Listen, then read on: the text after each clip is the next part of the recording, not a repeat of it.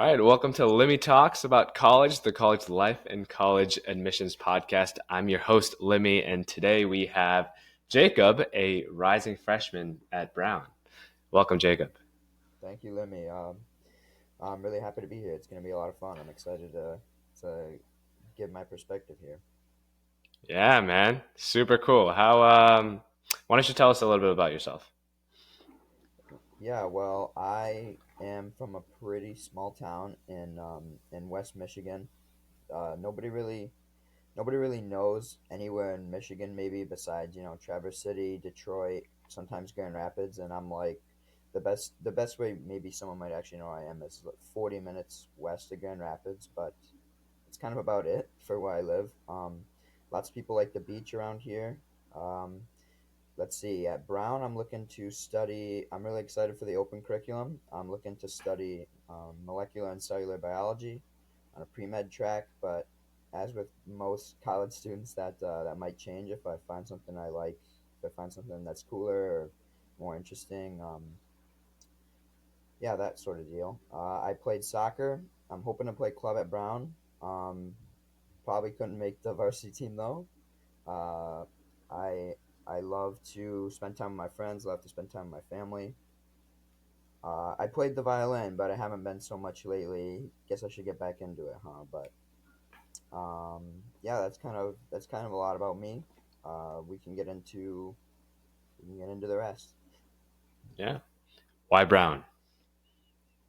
Yeah, well, I was, doing my college search as one does, and my options were basically for a top college that in what I want to study, so biology. Basically, I could have just gone to U of M, but I also had a shot at, I wanted to apply early decision to like a top 20 because I thought, if I could get into one of those with just a better program, it might just give me a little bit of an advantage over everybody that is going to U of M. It might give myself an advantage as well. In terms of med school and my future and stuff like that. So I read and I feel like the one that suited me best, kind of in terms of the culture and the atmosphere and especially the open curriculum, was Brown. Um, Okay, makes sense. yeah, I just think Yeah, it was the best pick for me, and I think my personality and the way I think is best reflected by Brown's attitude and Brown's students. So.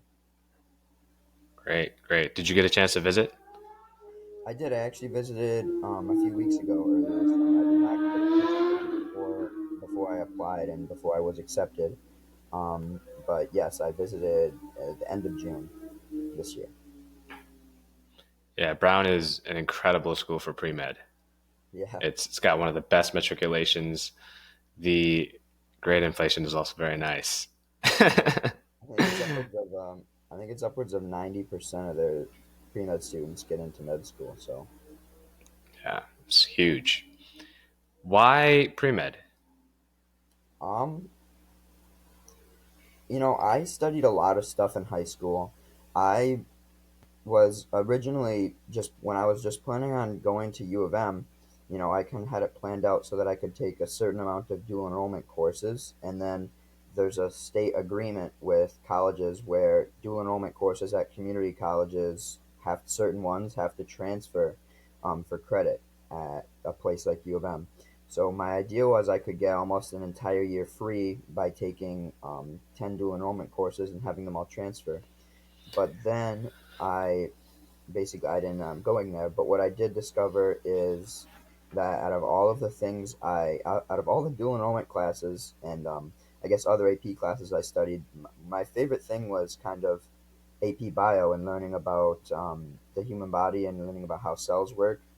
And so I guess that kind of inspired me. And this was junior year. I took AP Bio, and I guess that kind of inspired me to want to do to want to be a researcher or a doctor, something along those lines, something pre med.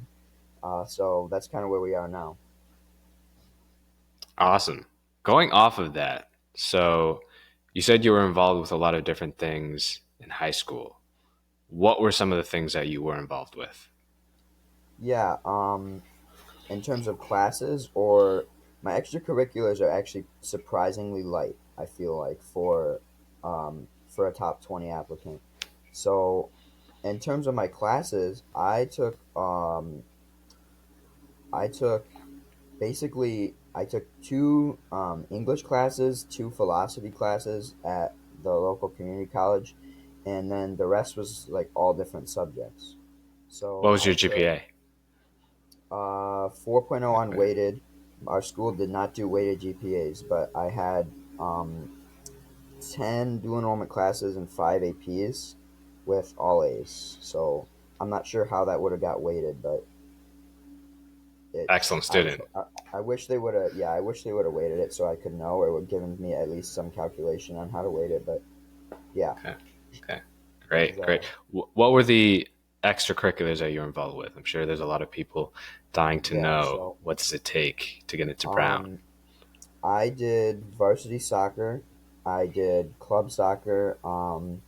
I also play the violin. I think I said that, and I was a member of it was called the Muskegon Area Honors Orchestra. So it was mostly college students, and it was taught at the community college, but it wasn't directly affiliated, if that makes sense. Um, so it was kind of private, I think. I did that for 2 years, or like a year and a half, and really I was also, I guess this is kind of a big one. I wasn't forgetting it, but I was trying to think of other stuff first. Is that I am an Eagle Scout, even though scouting had never really been like my favorite activity to do, but I still got there. If you had to guess what set you apart from other applicants, maybe it was your essays, maybe it was your letters of rec, maybe it was, perhaps a supplemental. What do you think that was, if you had to guess? I would say I had very strong and letters of recommendation, and my essays, I think, were very strong as well. So my letters of recommendation, one of them was from my AP biology teacher, and that was my favorite class, and she knew that, and she had written it basically before I even asked, because she knew I was going to ask her, and she wanted to make sure I didn't get stuck without one or get stuck with a bad one. And so she had a lot of good things to say about me. I didn't read hers, but I know her and I know what she probably wrote about. And then the other one was actually from one of my professors in a dual enrollment class because I had taken two from his what he teaches. It was two anthropology courses, so he was my anthropology professor. Um, I've actually read that. He shared it with me after I gave him the news that I was admitted to Brown.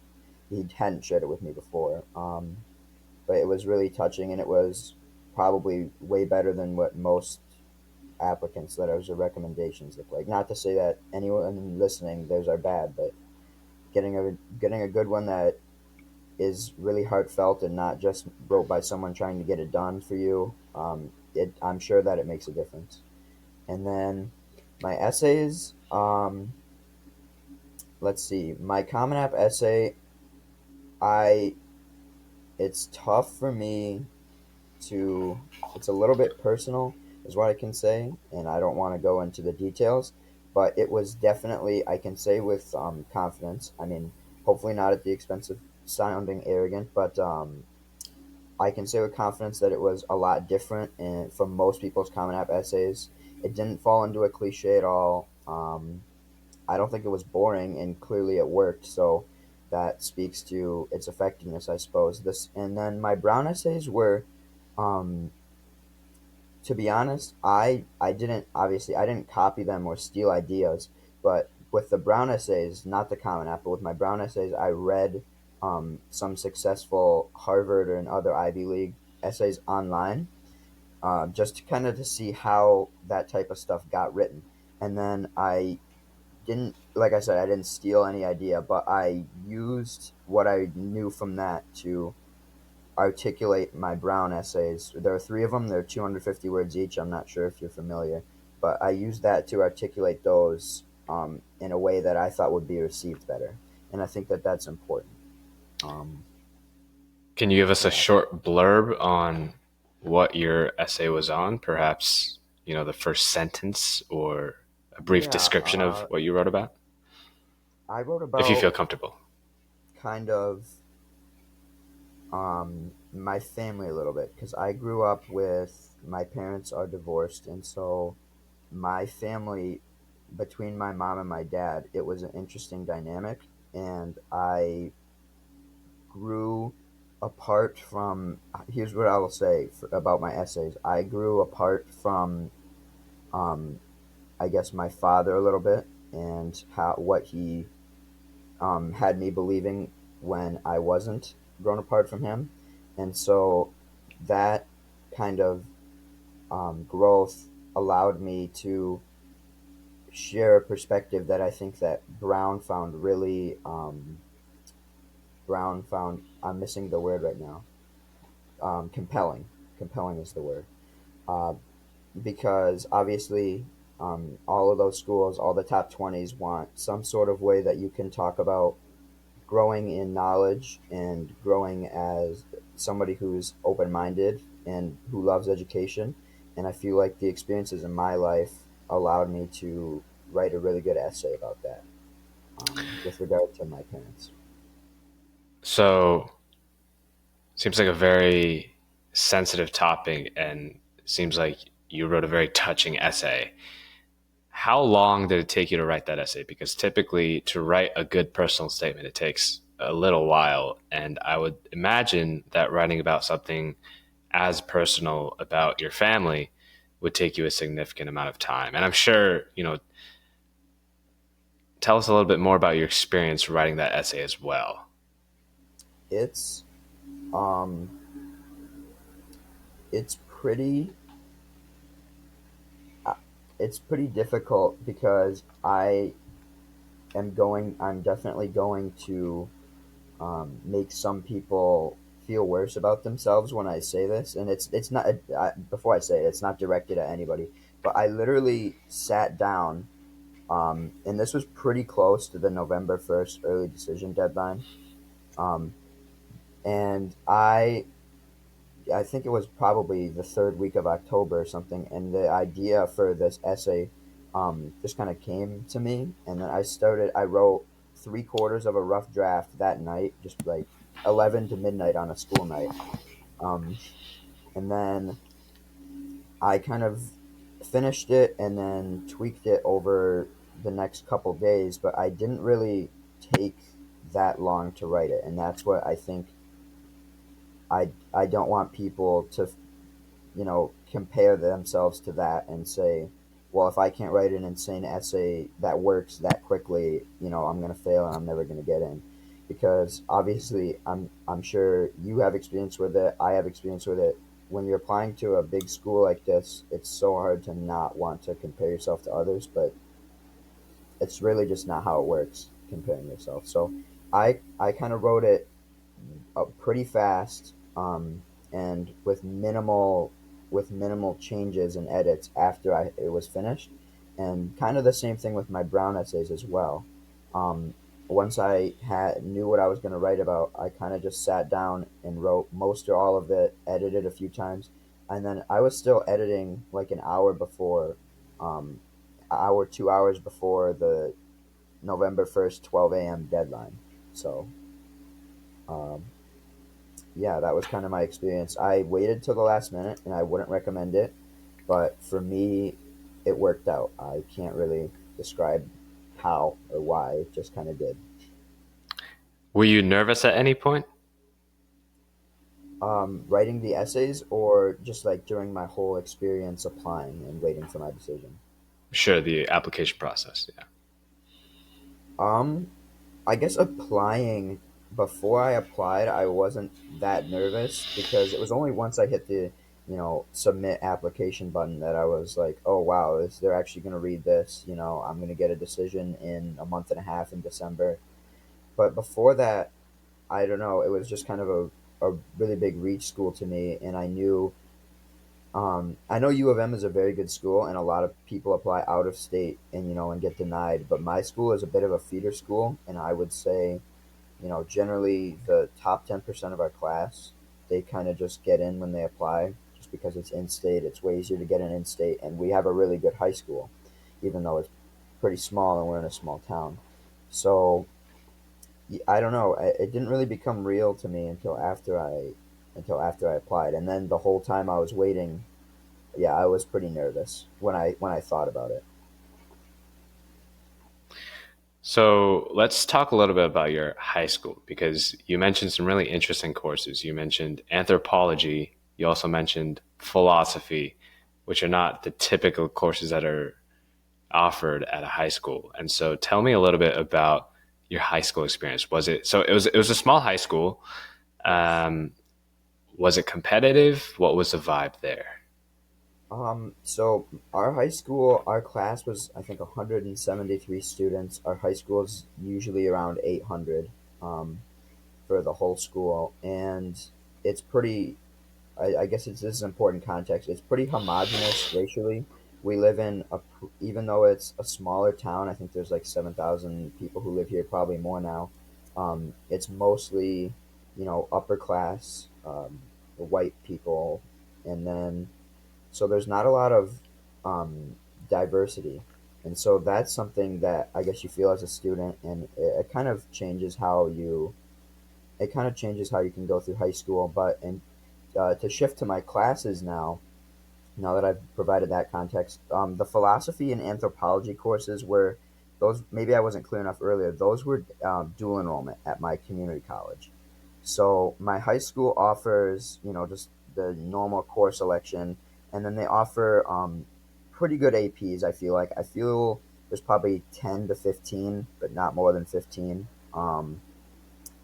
And we don't, there's some AP subjects where we just don't have the size, the staffing, and the interest to do AP classes. For example, AP Chem and AP Physics don't really get taught as classes. You can do an independent study. You can ask to do it by yourself. It sounded brutal to me, and I wasn't interested. But there were some students that were interested, and they did. But I would say our high school, maybe not for our size, but compared to a lot of applicants, has relatively few AP classes offered. And I guess I know there's definitely high schools with less, but for me, it was dual enrollment that really got me to kind of that threshold of a rigorous course load in high school that all top 20s, it's just an essential to have. Um, and especially that it was more dual enrollment than AP. I feel like that's something that's pretty rare and not a lot of students consider. And I think that might have been something that helped me stand apart as well because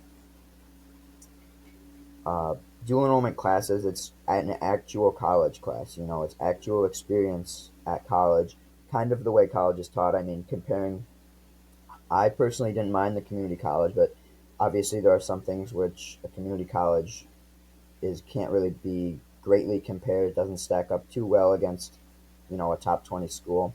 And I can say that some of my AP classes were harder than some of my dual enrollment classes. But I think that overall, my experience and the flexibility of my high school to allow me to take dual enrollment because they pay fully for up to 10 at the community college because community college is cheaper than some other stuff, but some other colleges and classes. I think that that was a big deal in terms of my application. So you mentioned that your high school and your town in general is pretty homogenous. Brown, like many other top universities, are very diverse. So, Yes. coming from a background where you likely weren't exposed to a lot of different cultures, how do you feel about making the transition, going into going into an environment where all of a sudden you're surrounded by so many different types of people? What what do you think about that? I'm pretty excited personally. I kind of enjoy other cultures and other people's perspectives, and um, I guess it's almost a little it's almost a little boring to me being where I am, and I know that it's going to be boring, especially in comparison to Providence to Brown when I get there, and I'm not really nervous. I'm more excited just to meet a lot of people. What are you most excited about?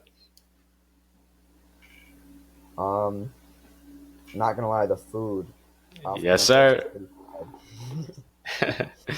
Anything you're I'm looking forward to excited for when I food? visited. About sorry about what? You can finish that. For food. Oh yeah, yeah. When I visited, we went to a couple places on a street right behind campus, and then I had like the best um, burrito bowl I've had in my life, probably. And Woo! then yeah, and then later we went to a pizza place, and that was good too. But I didn't.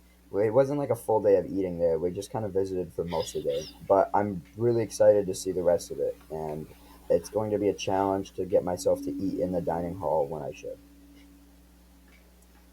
Um, Makes a lot of sense. yeah, What about on the school end? Perhaps, I know you mentioned club soccer. What yeah. are some possibly academic or, school related activities that you're looking forward to be a part of? I just really enjoy a lot of different subjects. So I'm hoping to be able to, get the classes that I want, and I'm going to utilize Brown's open curriculum to not just learn about stuff that I don't care about, like has to happen in a lot of other colleges for people to fulfill their majors. And I'm hoping to keep studying anthropology, for example. I'm hoping to continue studying Spanish because I've taken 5 years through AP Spanish, and I'm not quite fluent, and it's pretty hard to expect someone to be at only this, and I'm afraid to lose it. So I'm hoping to keep learning Spanish in college. I'm hoping to obviously study for my major for pre med, and I also am interested in kind of the mix of sociology and economics, which is um, a particularly necessary, bit of knowledge for living in this country, I guess.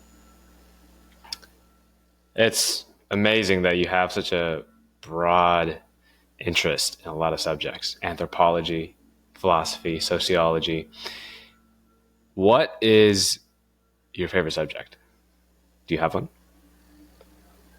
Um, I Human biology probably, and I was especially fascinated by the intersection of, well, I guess maybe the subfield of anthropology, which is biological anthropology, which is basically ties into all the biological aspects of anthropology. That's not a very insightful answer, but what I mean by that is particularly learning about evolution.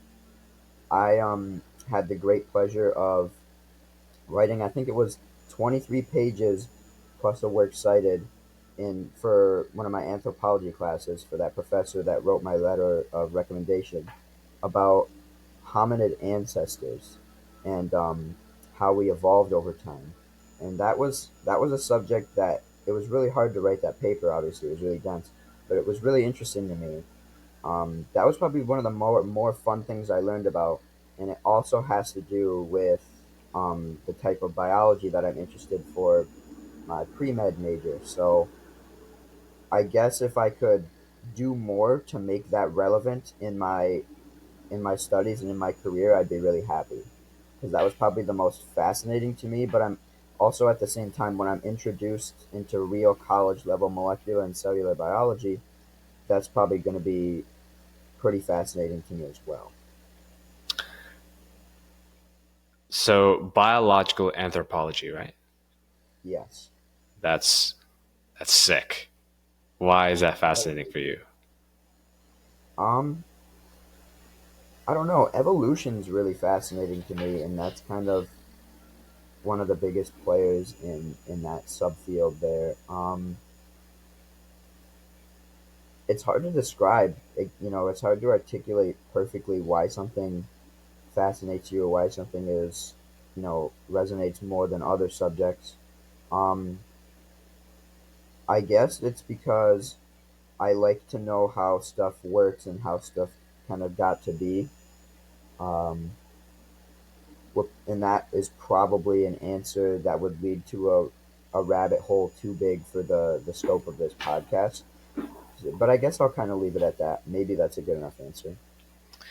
Sounds like Brown really is the perfect fit because Yeah, I what you're hope so. saying has a lot of ties to philosophy as well, right?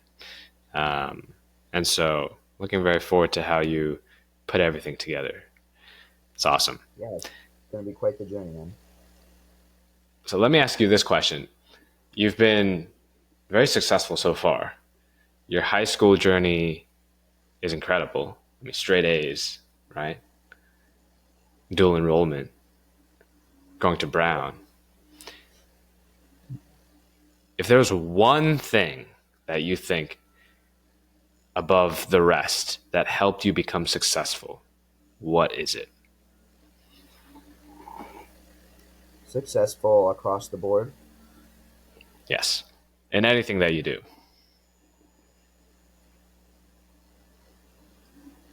I'm not sure if it's if you could argue that someone, um, I guess, if you could argue that being inquisitive and having sort of an open mind towards new ideas is something that you can consciously control, maybe a little bit, that would be it. Because I say that because I used to be a lot different than I am now. I used to be very uninterested and indifferent to school, and I used to have different views on a lot of subjects. And then when I started uh, reading more and more fascinating material, when I became a better reader and a better um, absorber of information and a better learner, that kind of changed my perspective on a lot of things. And I think that that is the one of the more important traits someone can have is um, finding meaning in everything you study, uh, and I guess just caring. And it's tough to say. I mean, most top students aren't going to just not care. You know, most people that care about the college they get into aren't just going to not care.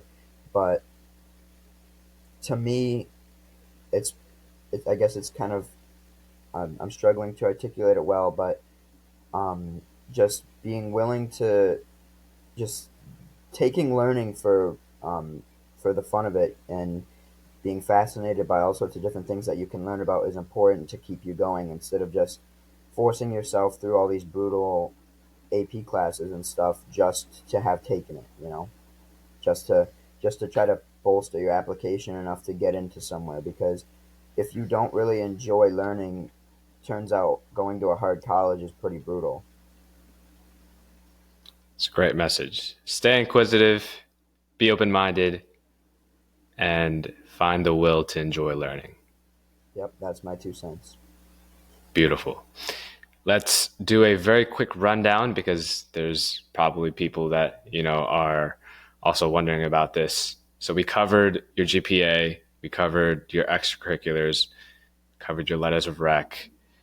Did you take a standardized test? I did. I took the SAT. I only took it twice. On my school attempt, I got a 1510, which I wasn't too proud of. And I know for to kind of be there to not have the SAT be something that stands out about you in a bad way. Um, I knew I had to take it again and do better, and I knew I could do better. So I was happy to study. I studied a bit over the summer, a bit in the fall, and then I took it in November. And then the scores got submitted as a correction, basically, to my application. Um, and I got a 1550 that time. Sheesh. Yeah, Solid score. yeah, it's definitely on par. So, I mean, what I can say about the SAT to students is I can't really speak to how much colleges actually value it, but I know that if you submit it, you definitely don't want it to be below like a 1500, 1520 because then it's something that stands out about you in the wrong way. Um, If it's really above that mark, 1500 to 1520 is fine. If it's really above that, then you kind of just fit in with all top SAT scorers. Because in my opinion, if you can get a 1500 or above on the SAT, you kind of just understand how the SAT works, and it's less a matter of how intelligent you are, and more a matter of you know other factors on test day. So I guess the SAT is a pretty big thing to dive into this late in the podcast as well. But um, if you don't think your SAT score helps your application, don't submit it. I think that's pretty standard. But if it is good, if it is just as good as the rest of top applicants, submit it because it's just another part of you that they still think about.